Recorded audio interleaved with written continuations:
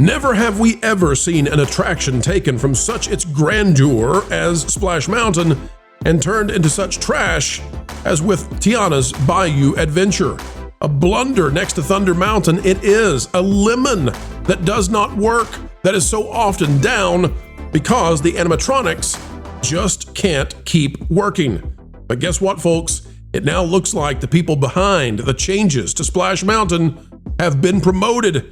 And we'll tell you why that means the Disney parks, especially Disney World's Magic Kingdom, just might be demoted.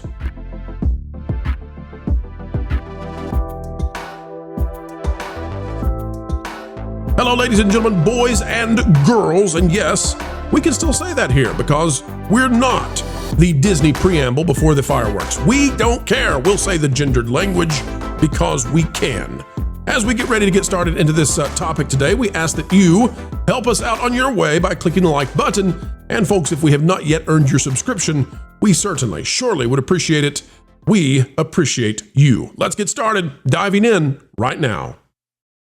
All right, folks, we've got an exclusive here on the Pro Channel. That is, according to a source speaking to us, if you've wondered what's happened with the people who worked on Tiana's Bayou Adventure, the Imagineers who created an attraction which has gained no traction with fans and is in fact down more times than perhaps it's even up, well, it seems they're moving on up. Like the Jeffersons, they're climbing the ladder, going higher and higher. Folks, guess what we're hearing? Although we are in rumor and speculation territory, we can now report, folks, that it's looking like to us, according to our source, that those who designed and redid Splash Mountain are now going to be in charge of Villains Land.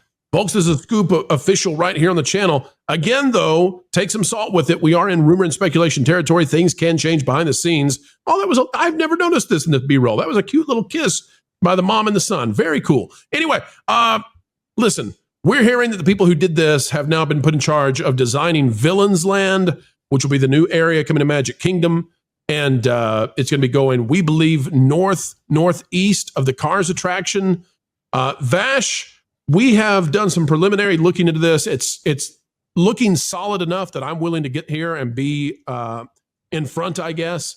I want to thank the source because the source could have used this for their stuff, and they elected to provide this our way. And so we're following that, and it looks like they're right about it.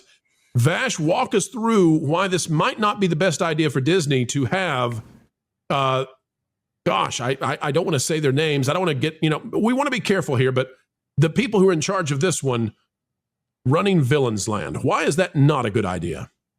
You can see the Villains Land concept right here, just to give people a little bit of visuals of what we're talking about specifically here. This is a big time land for Disney, and there's a lot of anticipation around this specific project. And it's also why some people are okay vaguely with the idea of Tom Sawyer's Island going away, because it's like, oh, we get Villains Land right after that. Well, Tiana's Bayou Adventure has been just it has been a disaster. It has absolutely been a disaster, and there's really no getting around it. I mean, you're talking about an attraction that was opened, I think, in 1992, somewhere around there, at Magic Kingdom. Been around for a very long time, and upon its reopening as Tiana's Bayou Adventure, same water flume, same logs even. They just took out the Brer Rabbit little ornament right there. This thing has had tremendous amounts of downtime for inexplicable reasons. You have audio animatronics featured here, which we know they're probably going to want to use many audio animatronics as it relates to Villains Land. Not at all capable of the actions that they have programmed on an ongoing basis, as Culture has beautifully pointed out in previous coverage of the show, talking about how the actuators are maybe a little bit too undersized. You're talking about state-of-the-art audio animatronics that simply just break down constantly, and this attraction has had a myriad of problems, not the least of which being story problems during its development cycle. They changed the story multiple times, which is why we have a song like Special Spice. even though we're not necessarily looking for a missing ingredient, we're supposed to be looking for musical creatures who can join in the band at the end. I mean, it's just absolutely bizarre. The writing for this is bad. The story for this is bad. And again, this was supposed to be a sequel attraction expanding on Tiana's story. Here, Villains Land, this is supposed to be a big expansion of multiple stories of all the villains in Disney's animation catalog. And many people have been looking forward to this for absolutely years. Even Josh Gimaro talks about the enthusiastic response when they hinted at this, I believe at the D23 Expo in 2022, if I'm not mistaken. So this idea that maybe, I'm going to say it, Charita Carter and Carmen Smith might have moved over to Villains Land. Ooh, this is not good. Yeah, I don't want to give away names just quite yet, but I'm not going to deny those two names. I will say, Jonas, you've heard there's one other individual who probably is not associated with Villains Land. Walk us through that one, please. Yeah, one of the Imagineers that we had heard, sorry, one of the Imagineers we know was working on this was, I need to be specific as I say this. I'm talking about Tiana's Bayou Adventure. Ted Robledo was working on this. He was in some of the early pictures that we saw of just the weeds, because they wanted to show us the amazing interior views of the weeds and the walls. Great. I've heard that he's working on other projects yet to be announced that are not at Walt Disney World. So, or Disneyland. There's another interesting thing about this, and that is what happened at Tiana's. What villain is missing, Vash, or Culture? Let's go to Culture. Culture, what villain is missing on Tiana's Bayou Adventure? Facilier. And do you remember the reason they gave for why Facilier could not make his way into Tiana's Bayou Adventure? It doesn't culturally fit. Voodoo doesn't culturally fit in here. So would you take the people who decided that a very popular villain can't appear because he might offend? Would you put those people in charge of a full-blown Villains Land? No, because they don't understand the nature and the presence of villains and why they exist in any type of Disney feature. You're saying that villains are actually meant to offend Culture. Is that what you're saying? Yeah, they're supposed to be reprehensible. But again, because all these people, these activists or slacktivists, as I call them, see themselves as villains, are always trying to make villains, heroes, and do all these wonderful postmodern garbage takes on them. Those are them. So they see themselves in the villains, which is why they're always trying to present them in the best possible light. They're just misunderstood. This is going to be an entire land of just misunderstood people at best, or maybe at worst. Well, and again, I mean, consider this. I mean, we had the opportunity to have something like Mount Bald, or and some other things. There's a lot of blue sky ideas out there. Sponsored by Rogaine. There were sure, but there were all kinds of opportunities to present the villains. They even had a boutique park they were putting together, heroes versus villains. You could have had the best of both worlds. And again, I've seen a lot of these blue sky concepts, and and some people have over the years as well. I've seen the same things I've seen, and they would be a far cry better than what we're going to get. These people have one mission in life. It's to make you like the villain because they know they're the villains. Now, Michelle, I know. Well, go ahead, Vash. Go ahead. Well, I was just going to say, we actually have a whole show about misunderstanding villains that just opened recently at Walt Disney World. It's the Villains Unfairly Ever After, right there. No, unfair. Wait a minute. I got to say this. Hang on. This will bounce even more conversation. Cool. Jonas knows this. Marvin knows this. Vash, I don't know if you know this yet or not. Mm-hmm. We are hearing, and Michelle, be ready. Just watch, Michelle, because you got to commentate on this. This is too good. And Culture, I know you had something to say, so I'm coming to you first. But we're hearing behind the scenes that this is so bad, this is so poorly received that it is unlikely to stay around very long. This is the new theater show in Hollywood studios. Apparently, and again, we're in rumor and speculation territory. We got to say that over and over and over. What we're hearing, though, is that this is such a terribly received show from guests. The responses are so bad. The guest survey is so bad. This is unlikely to stay. And it may be so bad that it's actually scaring Disney that it's going to reduce enthusiasm for a Villains Land, because people say, oh my gosh, if that's what you're building, no thank you very much. Culture? That wouldn't surprise me. I mean, consider everything Disney's released in various forms and how it's been received outside of, just adding bars and a cruise ship that people seem to appreciate. And, introducing drinking to Magic Kingdom, which Walt would be rolling in his grave at this point. I don't think there's been anything that's been very positively received. And you can quote me on the fact that I don't think they've had a film that's been positively received. I don't think they've had an attraction outside of maybe Cosmic Rewind that's been positively received.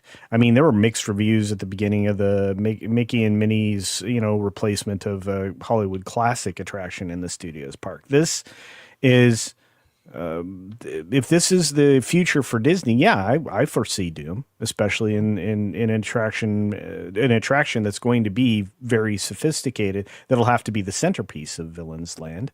Some of the rumored stuff that I've heard about, I was immediately like, you're just trying to do a discount version of what they're doing over at Universal's Epic Universe, and that's a bad idea. You need to do something top notch, and they're not capable of it anymore. Everybody's gone. Eddie Soto's gone, and we can go through all these guys that have just been gone, and they've been gone for a while. They pushed out Tony Baxter. They pushed out, Animal Kingdom man himself. They pushed out a lot of people, and the only person that I think that they've kept is Sharita, and I've been unimpressed with her efforts of late. So who's left? Who's left at Disney? Because it ain't Bruce Vaughn. Who's left at Disney that you trust to design something this sophisticated, this important? And I want to say too, Culture, real quick. Yeah. This concept art, you should take it about as seriously as you should have taken the Avatar art from Disneyland, where they made it look like it was a 20-acre giant expansion, and now it's like one show building that they try to make look like a land. It's really not. Michelle, I want to go to you though. Having seen that clip that Vash was just playing of the Villains show, and I want you to know there's a big push, Michelle, and I know you don't pay quite as close attention to the theme parks. That's not really the genre you're in, but there's a big push online to make people believe that this is popular. It's not. Michelle, does this look like the next Broadway thing you want to do? Maybe this is going to be Wicked instead, right? Maybe instead of going to Wicked, you want to do this. Les Mis is a miss compared to Villains at Hollywood Studios. Oh, it looks terrible. I mean, it truly looks awful. Like, that's all you can say about this. It's I'm definitely not sitting through that. Well, and also too, as you guys are talking about Villains Land, my mind was just thinking, for Disney, is that really like an appropriate thing? Like, because in any of the rides, say the princess rides, the villain from the movie is in the ride. So why do we need like a whole park or a whole section of the park devoted to villains? It kind of just feels because Halloween makes them a lot of money. And so the thinking is that they'd like to make that money all year long. So, and back in the 15 years ago, this seemed like a really smart move. They're always behind the 8 ball. 15 years ago, this seemed like a big move because there was like, people really loved and were into Nightmare Before Christmas and sort of the goth emo thing. That seems to me to be a fad of the past, but now they're going to make it. Now that that's over, they're going to make it. Yeah, well, to me, it just kind of feels like them, kind of like they did with movies like Maleficent, Cruella. It just kind of feels like them trying, as you guys have already hit on a little bit, to present villains as just kind of misunderstood. And I think that is just kind of, I think that's irresponsible if you're Disney and your target audience is, I mean, let's be real. For the Walt Disney World, like the main park, Magic Kingdom, your target audience, I'd say, is 12 and under. I mean, it's pretty young for that park. So that's why I don't think it's a grand idea. I don't think so either. I think it's something that maybe in Hollywood Studios, if they hadn't locked themselves in, it could be an idea. But for Magic Kingdom, I can come up with some better ideas for them. Unfortunately, they're not listening, and they're promoting the people who create busted, broken attractions, lemons from the beginning, despite the fact that they were real winners before they got under the engine. Helping Hollywood produce a product that you want to consume, that's what we do each and every day, folks. And this time, it's time to, well, say goodbye. We know, but don't cry. No, for we will have more videos on the way. We love to bring those videos and that information. And by the way, if you'd like even more, consider going to the Patreon page. It's www.patreon.com/WDW Pro. It's where we put out stuff exclusively there that we simply can't put out in other places for whatever reason, be it because it's too spicy or because, well, perhaps we're working to corroborate it. But you can find out things early and first over there. Folks, we surely have had a great time spending time with you. Consider clicking that like button, share, subscribe, click it, and stick it to those pesky algorithms. It is the notification bell, and drop a comment right on down below. Until the next time, keep learning, keep growing, and keep having fun. Jump into the water. Why listen to music made by people and companies who really don't like you? Check out Vacation Radio today and prepare for all new content made by the people behind the WDW Pro Channel. It's the place you need for all the music. That should be fun. Want it all, so I give them cannonball. Yeah! Hundreds of songs, every genre you can imagine. Listen live on YouTube and enjoy a set list that's always sunny. It's Vacation Radio. Arizona.